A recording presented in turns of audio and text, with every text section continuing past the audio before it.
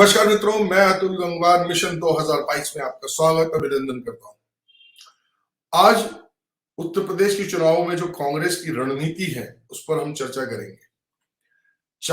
उन्होंने तय किया है कि वो महिलाओं को लगभग 40% टिकट्स देंगे। अगर ऐसा वो करने में कामयाब होते हैं, जो कि वो कर रहे हैं, तो 403 में से लगभग 150-60 सीटों के ऊपर महिलाएं चुनाव लड़ सकती है कांग्रेस के टिकट पर। अगर हम महिलाओं की भागीदारी को देखें तो पिछली बार हमने देखा था बिहार चुनावों के अंदर नीतीश कुमार को सफल बनाने में कहीं ना कहीं महिला वोटरों का बड़ा हाथ था। तो क्या यूपी में कांग्रेस महिलाओं के दम पर अपनी नैया पार कराने में कामयाब होगी? इस पर चर्चा करने के लिए हमारे साथ मौजूद है वरिष्ठ पत्रकार रवि पाराशर जी। रवि जी, आपका स्वागत है। धन्यवाद अतुल जी। और हमारे साथ मौजूद है डॉक्टर सुभाष चंद्र थलेडी जी, माफी चाहता हूँ। आप आईआईएमटी मेरठ के में डीन हैं और पत्रकारिता और संचार में पढ़ाते हैं, प्रोफेसर भी हैं। आप दूरदर्शन और रेडियो के कई तमाम बड़े पदों को सुशोभित कर चुके हैं। डॉक्टर साहब, आपका भी स्वागत, अभिनंदन है। बहुत बहुत शुक्रिया। रवि जी, आपको याद होगा जब हम बिहार चुनावों का विश्लेषण कर रहे थे तो नीतीश की जीत के अंदर जब हम सारे फैक्टर्स पे बात कर रहे थे तो एक फैक्टर बहुत महत्वपूर्ण निकल कर आया था, और जिसने जब काउंटिंग चल रही थी और नीतीश की विजय में महिलाओं का क्या योगदान हो सकता है, इस पर हम लोगों ने बड़ी चर्चा की थी। और कहीं ना कहीं ये भी निकल कर आया था कि नीतीश की जीत में महिलाओं का बहुत बड़ा योगदान है, महिला वोटर्स का, चाहे वो शराबबंदी की वजह से हो या और भी कुछ कारण हो सकते हैं। उत्तर प्रदेश का चुनाव इस बार बहुत महत्वपूर्ण है। कांग्रेस ने लगभग 40% महिला उम्मीदवार उतारने का तय किया। 3 चरणों के लिए जो उन्होंने उम्मीदवार उतारे हैं उसमें लगभग ये आंकड़ा उन्होंने सेट करके रखा है। आपको क्या लगता है कि महिला वाला कार्ड यहां चलेगा? देखिए अतुल जी, महिला मतदाताओं में जागरूकता उत्तरोत्तर, जो अगर हम पिछले चुनावों का विश्लेषण करें तो न केवल बिहार और उत्तर प्रदेश की बात करें, बाकी कई प्रदेशों में भी महिला मतदाताओं का जो है वोटिंग परसेंटेज वो बढ़ा है और चुनावी राजनीति में सक्रियता बढ़ी है। राजनीति के प्रति जागरूकता महिला समाज में, महिलाओं में आई है, आ रही है। अ, इसका श्रेय, अब जैसे आपने बिहार की बात, मैंने देखा कि बिहार में मुख्य रूप से शराबबंदी एक ऐसा नीतीश कुमार का फैसला रहा जिसने गांव की महिलाओं को, खासतौर पर जो कमजोर वर्ग से जुड़ी हुई महिला वोटर हैं, उनमें सरकार के प्रति एक भरोसा पैदा किया और उत्तरोत्तर उसको भरोसे को विश्वसनीय सरकार नीतीश कुमार के प्रति, उनकी छवि के प्रति महिलाओं में विश्वास जो है लगातार और दृढ़ होता गया है। और जाहिर है कि हमने ये देखा बिहार में कि बहुत कम अंतर के साथ सरकार बनी।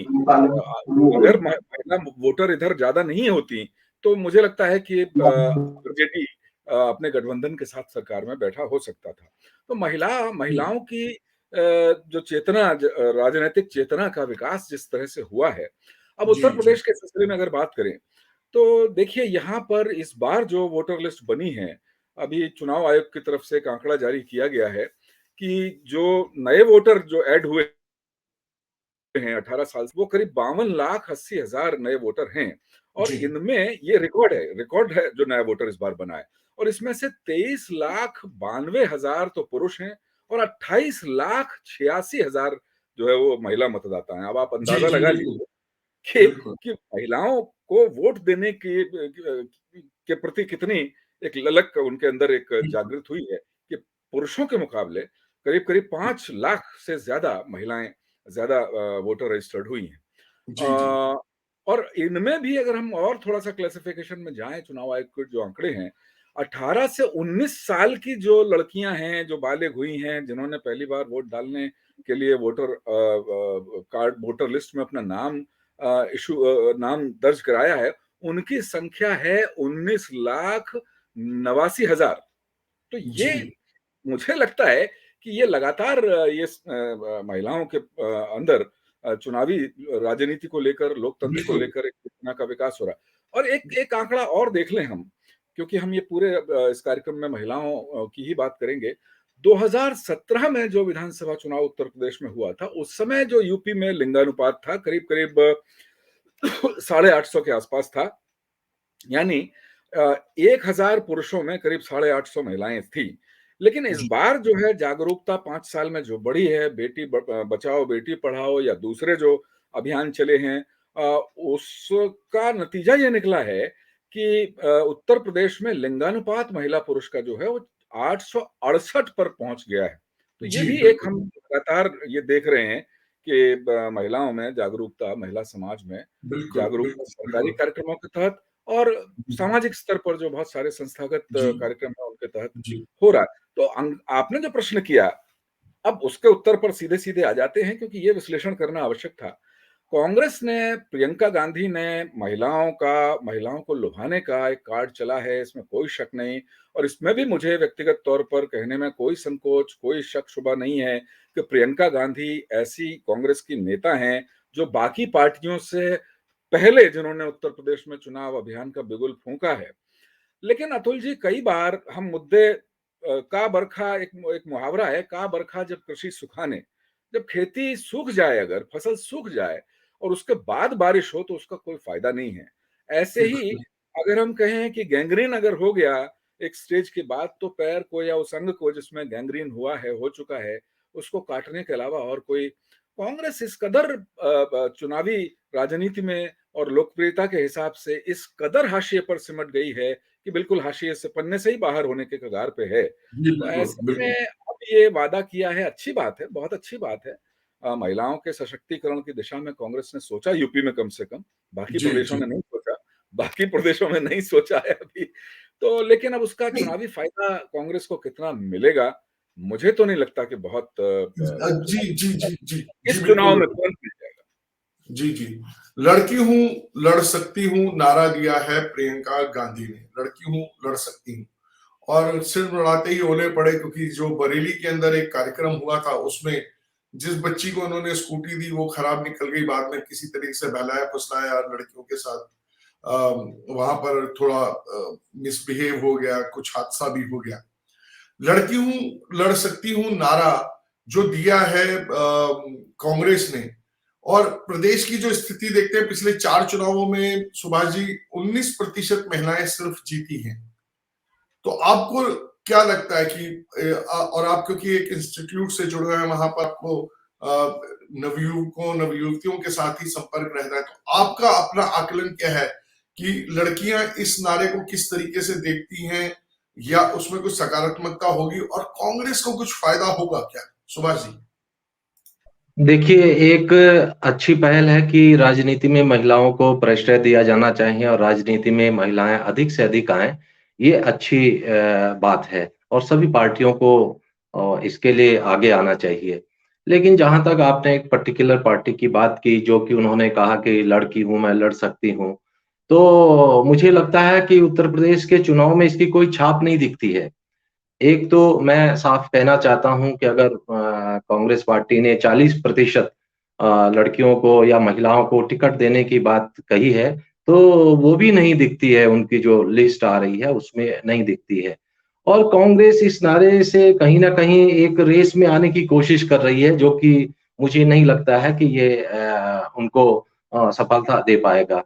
आपने ये भी देखा होगा कि कई उनकी पोस्टर गर्ल जिनको उनको खुद ही टिकट नहीं मिला तो वो दूसरी पार्टियों में शामिल हो गई हैं। तो ये भी एक बहुत बुरा संदेश गया है और सिर्फ नारा देने से कोई पार्टी जीत नहीं सकती है, कि आपने महिलाओं को 40% टिकट देने की बात की और आपने चलो कुछ कमोबेश दे रहे हैं, आप 40% न दे पा रहे हो तो दे रहे हैं। लेकिन सिर्फ़ एक नारा देने से आप राजनीति जी नहीं कर सकते हैं और जी। राजनीति में आप सक्सेस सुभाष नहीं हो जी, सकते। सुभाष जी, मैं जी। थोड़ा सा इसको अगर उलट के समझना चाहूं, क्योंकि इस बार योगी सरकार जो चुनाव लड़ रही है वो 5 साल में दंगा रहित और अपराध मुक्त उत्तर प्रदेश के नाम पे लड़ रही है। तो अगर लड़की हूं मैं लड़ सकती हूं वाला नारा बेशक अगर कांग्रेस ने शुरू किया है, लेकिन महिलाओं का जो जिसे कहते हैं कि 3 तलाक के कारण भी लोग भाजपा के लोग अपेक्षा कर रहे हैं कि शायद मुस्लिम महिलाएं भी, क्योंकि उनकी स्थिति सुधरी है, उसके लिए वोट देंगे। जो कल्याणकारी योजनाएं महिलाओं के लिए हुई हैं, उज्ज्वला जैसी योजनाएं हैं, वो भी कहीं ना कहीं महिलाओं को अट्रैक्ट करती हैं। तो कहीं नारा तो कांग्रेस ने दिया है, लेकिन क्या आपको लगता है कि आधी आबादी जो है वो महत्वपूर्ण है उत्तर प्रदेश की सरकार को, इस सरकार को बने रहने के लिए या इस सरकार को हटाने के लिए? आपको क्या लगता है सुभाष जी? निसंदेह किसी भी सरकार के लिए आधी आबादी का जो योगदान है वो बहुत महत्वपूर्ण है।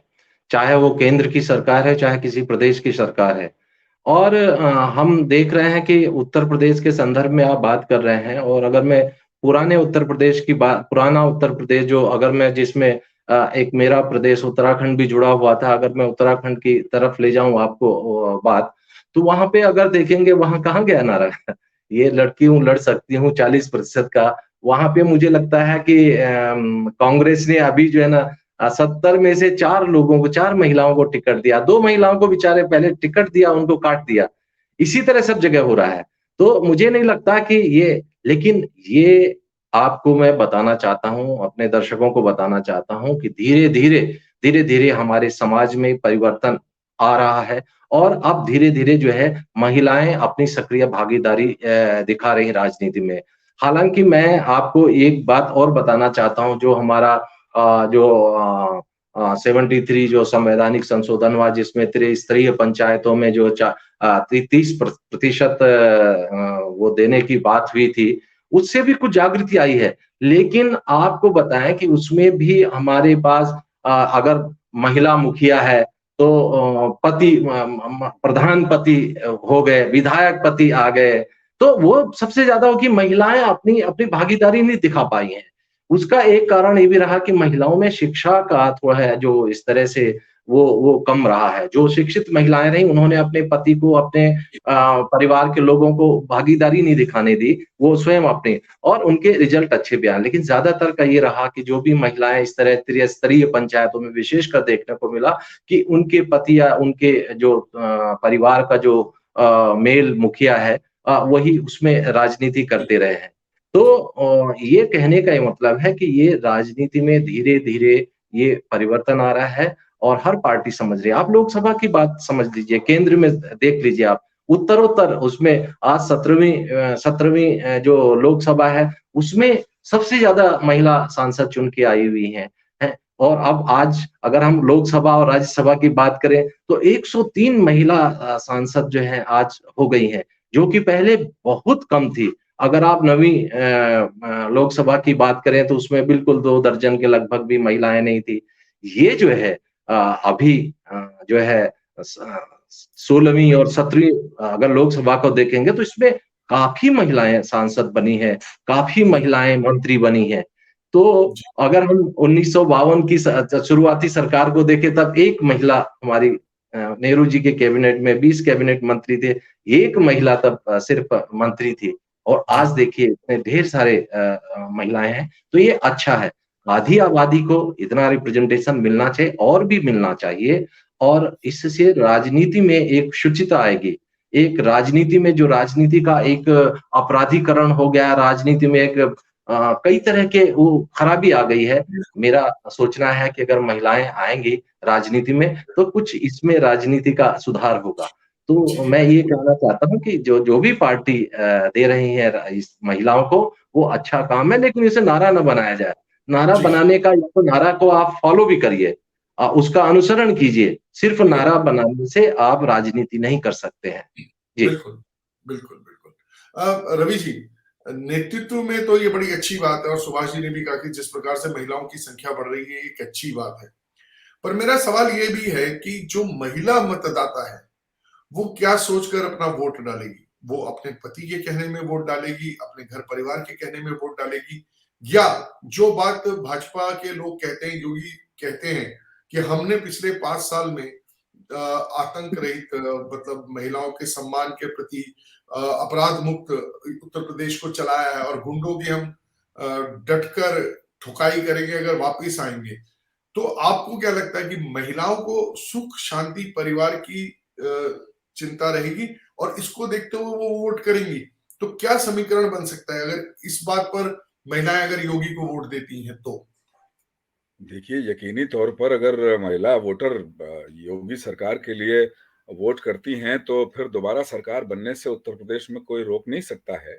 ये तो एक बहुत फैक्चुअल सी बात है, लेकिन जो नारे की जो हम लोग बात कर रहे थे, लड़की हूँ लड़ सकती हूँ, आज केंद्रीय मंत्री स्मृति ईरानी ने एक बिल्कुल उलट नारा, एक जवाबी नारा दिया है राहुल गांधी के लिए। सीधे-सीधे कमेंट उन्होंने किया है कि घर पर एक लड़का है जो लड़ नहीं सकता, जो नहीं लड़ सकता।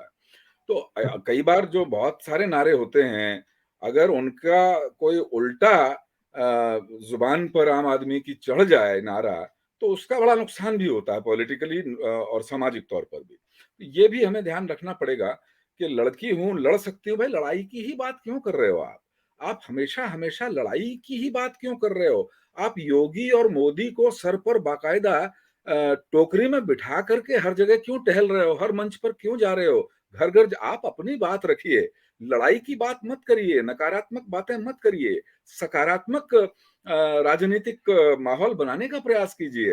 तो आपके कुछ नारे, कुछ चीजें लोगों को मुझे लगता है कि समझ में आती भी हैं। आप हमेशा एक मुंह पर एक तनाव, बोलते समय एक बड़ा विकृत सा तेवर और तथ्य परकता भी कई बार सही नहीं है होती आपकी, और आप लड़ाई की बात करेंगे तो फिर एक स्थिति बनती नहीं है। लेकिन ये बात सही है कि भारतीय लोकतंत्र में विपक्ष का और ताकतवर विपक्ष का होना बहुत जरूरी है। और चूंकि हम महिलाओं की बात कर रहे हैं, देखिए उत्तर प्रदेश में कांग्रेस का रुख चाहे ठीक है हाशिए पर है कांग्रेस, नतीजे में बहुत ज्यादा नहीं बदलेगा, लेकिन एक सकारात्मक मुद्दा न केवल 40% महिलाओं को टिकट देने का फैसला किया, बल्कि महिलाओं के लिए, यूपी की महिलाओं के लिए अलग से एक घोषणा पत्र भी कांग्रेस ने जारी किया है, जिसमें नौकरियों का वादा भी महिलाओं को काफी सारा किया है। बहुत सारे वादे महिलाओं को लेकर हैं। और एक क्षेत्रीय पार्टी आप देखिए, समाजवादी पार्टी है, जो बहुत सारे चुनाव विश्लेषक और जो एग्जिट पोल हैं जो अभी चल रहे हैं, जो वोटिंग शुरू हो जाने के बाद नहीं होंगे, उनमें ये कहा जा रहा है और स्पष्ट तौर पर माना जा रहा है कि मुख्य मुकाबला इस बार 2022 यूपी विधानसभा में भारतीय जनता पार्टी बनाम समाजवादी पार्टी का। अब समाजवादी पार्टी का महिलाओं के प्रति जो रवैया है वो क्या है, वो समझने की जरूरत है। मुझे याद है कि करीब 18, 19, 20 साल हो गए जब कांग्रेस सरकार केंद्र में महिलाओं के लिए विधानसभाओं में और संसद में, लोकसभा में, संसद में 33% आरक्षण का विधेयक लाई थी। और वो एक सदन में पास हुआ और दूसरे सदन में वो फाड़ दिया गया। वो फाड़ने वाली पार्टी कौन सी थी आप याद कीजिए? वो लालू यादव की पार्टी थी बिहार की। वो समाजवादी पार्टी मुलायम सिंह यादव की थी, जिसने बहुत पुरजोर इस विधेयक का विरोध किया। और भी एक आध क्षेत्रीय पार्टियां थी, और जिस वजह से वो महिलाओं को राजनीतिक सदनों में, विधानसभाओं में, संसद में 33% आरक्षण वाला विधेयक रवि जी आपकी आज आवाज नहीं तक आ रही। पारित नहीं किया। जी, आवाज आ रही है? अभी बोलिए।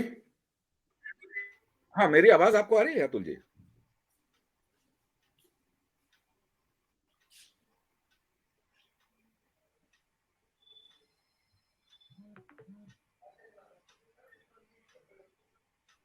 आवाज की कुछ दिक्कत आ रही है रवि जी। फ्रीज हो गया। हाँ, फ्रीज हो गया, यहाँ भी फ्रीज हो गया मेरा। नेट की कुछ सुभाष जी, समस्या है। आप आपको रेडी मेरी आवाज मिल रही है? मैं ही कह रहा हूँ, अगर आपकी मेरी आवाज आवाज अच्छी आ मिल रही है रही तो अपनी है बात और पूरी रवि जी की करिए। आवाज नहीं मिल आपकी रही। आवाज मुझे नहीं मिल रही। मेरी आवाज आपको नहीं मिल एक रही बार है? वापस जाकर आएंगे क्या? मैं सुभाष जी, आपकी आवाज भी नहीं आ रही, शायद कोई गड़बड़ी हुई है तकनीकी। आप एक बार वापस जाके आइए। ओके।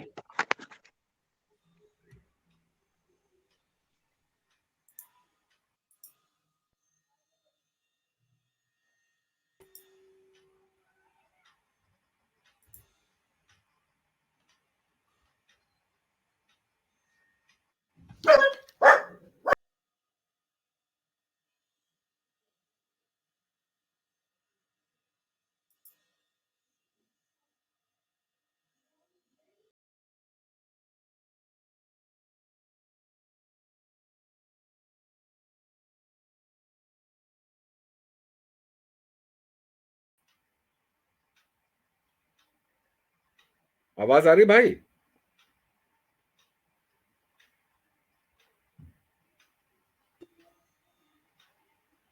अतुल, आवाज आ रही है?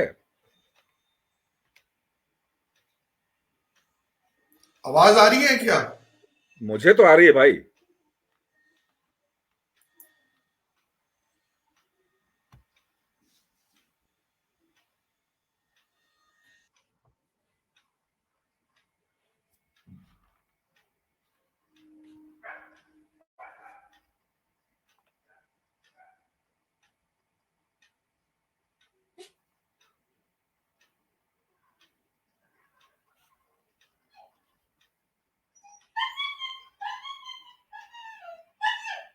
अरे खोल दे दरवाजा यार, जाने दे ऐसे बाहर।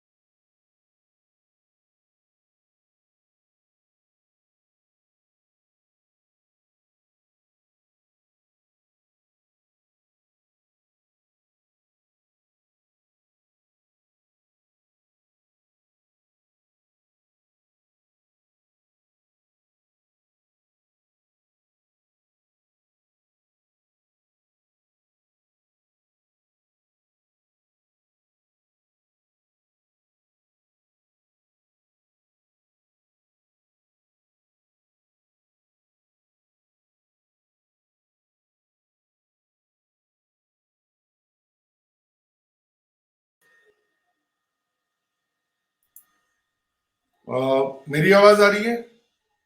आपकी आवाज अच्छी आ रही है मुझे तो। आपकी भी आ रही है। रवि जी, आप बोलिए कुछ। हाँ, आवाज आवाज आ रही है आपको? अब आ रही है भाई साहब। वो बीच में पता नहीं क्या हो गया था, वो मेरा एडिट कर दिया। मेरा कहाँ तक, हम तो एक दूसरे की सुन पा रहे थे, मेरा कहाँ तक आंसर सुना गया? वही जब मैंने आपको टोका है ना, उससे 2-3 सेकंड पहले आवाज खत्म हुई थी आपकी। तो ये क्या आप कैसे करोगे, इसको एडिट करोगे फिर? इसमें एडिट हो जाएगा। वो एडिट कर दूंगा ना, ये तो लाइव नहीं है ना, डाउनलोड हो जाएगा। नहीं तो मैं अपनी बात, समाजवादी पार्टी वाली जो बात मैं कह रहा था वो कंप्लीट कर दूं, उसके बाद आप सवाल पूछ लें। हाँ, आप समाजवादी वाली कर लें पूरी। जी। तो अतुल जी, ये तो रही कांग्रेस की बात महिलाओं के प्रति सम्मान को लेकर। लेकिन हम जो दूसरी पार्टी है, जो ये कहा जा रहा है कि सभी जो चुनाव विश्लेषक हैं, जितने भी बातें हो रही हैं, ये मान के चला जा रहा है इस बार के उत्तर प्रदेश में मुख्य मुकाबला जो है वो समाजवादी पार्टी बनाम भारतीय जनता पार्टी है इस बार। अगर हम इस बात को महिलाओं को लेकर समाजवादी पार्टी के की सोच की बात करें, तो मैं आपको याद दिलाना चाहूंगा कि राज्यसभा में करीब 2 दशक पहले एक महिलाओं को विधानसभाओं में और संसद में 33% आरक्षण का संबंधी प्रावधान करने के लिए एक विधेयक प्रस्तुत किया गया था। और उस विधेयक को हमने ये देखा कि लालू यादव की पार्टी के कुछ सांसदों ने फाड़ के फेंका वहां पर 20 साल पहले लोकसभा में। और सबसे ज्यादा जो विरोध करने वाली महिलाओं की राजनीतिक भागीदारी से संबंधित उस बिल का जो विरोध करने वाली दो पार्टियां थी, एक तो लालू यादव की पार्टी आरजेडी और दूसरी मुलायम सिंह यादव की समाजवादी पार्टी। तो मुझे लगता है कि अब महिलाओं की और यही वजह है कि इन दो क्षेत्रीय पार्टियों के रवैये की वजह से कुछ और क्षेत्रीय पार्टियां उस विधेयक के प्रति बिदक गई और वो अभी तक उसको उसको पारित नहीं, वो कानून नहीं बन पाया है। तो उत्तर इसके प्रदेश साथ में अगर महिलाओं में राजनीतिक जागरूकता, राजनीतिक चेतना बढ़ रही है, तो उन्हें समाजवादी पार्टी का ये रवैया भी याद रहा होगा, इसके रहेगा। साथ शायद उन्हें उन्हें ये भी याद रख होगा, और याद नहीं है तो याद करा दिया जाना चाहिए कि मुलायम सिंह ने एक बार कहा था लड़के हैं तो गलती हो जाती है। अब कितनी गलती सत्ता में आने के बाद ये करेंगे, और कितना फिर जो अभी महिलाओं को और बच्चियों को जो एक सम्मान और एक सुरक्षा मिली है, कितना वो उसको दाव पे लगाएंगी, ये देखना बड़ा दिलचस्प होगा कि किस तरीके से इसको लेते हैं। लेकिन फिलहाल जो बात हम कर रहे थे कि कांग्रेस ने एक सकारात्मक शुरुआत तो की थी, लेकिन उसका इतना पतन हो चुका है कि ये सकारात्मक शुरुआत उसको कितना बचा पाएगी या नहीं बचा पाएगी, क्योंकि प्रियंका गांधी की कथनी और करनी में बहुत फर्क दिखता है। उत्तर प्रदेश में अगर वो बात करती हैं तो महिलाओं की बात करती हैं, 40% की बात करती हैं, लड़की हूँ, लड़ सकती हूँ, लेकिन वही बात अगर राजस्थान, पंजाब, उनकी स्टेट में जाती है तो उनको कभी याद भी नहीं आता कि वहां पर भी जो लड़की है, जिसके ऊपर अत्याचार हुआ है, जिसके प्रति उसके दुष्कर्म हुआ है, वो भी एक लड़की है, क्योंकि वहां उनका राज है, उनका शासन है, तो इसलिए वहां लड़कियां सब सहने को मजबूर हैं। तो शायद उत्तर प्रदेश में भी लोग देख रहे होंगे कि अगर सत्ता देते हैं इनको परिवर्तन के नाम पर, हालांकि आपने सही कहा कि सपा और भाजपा की लड़ाई है, उसमें बाकी लोग किस तरीके से चलते हैं वो देखना दिलचस्प होगा। मुझे लगता है कि आज की इस चर्चा में भाग लिया और इस विषय को हम लोगों ने एक प्रकार से समझने की कोशिश करी, तो एक बात तो समझ में आई कि अगर महिलाएं तय कर लेंगी तो अपनी सुरक्षा, अपनी सुविधा के लिए वोट करेंगी, तो शायद इन दोनों दलों का पड़ला कुछ हल्का हो सकता है। आज की चर्चा में आप हमारे साथ जुड़े डॉक्टर सुभाष जी, आपका बहुत बहुत धन्यवाद। Thank you. और रवि जी, आप भी इस चर्चा में हमारे साथ जुड़े, आपका भी धन्यवाद। धन्यवाद, धन्यवाद अतुल जी, बहुत बहुत धन्यवाद। तो आधी आबादी के हाथ में है इस बार उत्तर प्रदेश की सत्ता की कुंजी, और हो सकता है कि अगर उनका दाव चला तो हो सकता है योगी वापस आ जाए, हो सकता है सपा वापस आए, हो सकता है कांग्रेस को कुछ सीटों का फायदा हो। देखना दिलचस्प होगा। एग्जिट पोल तो नहीं होंगे, लेकिन उससे पहले हम अपनी बात तो रख सकेंगे। तब तक के लिए धन्यवाद।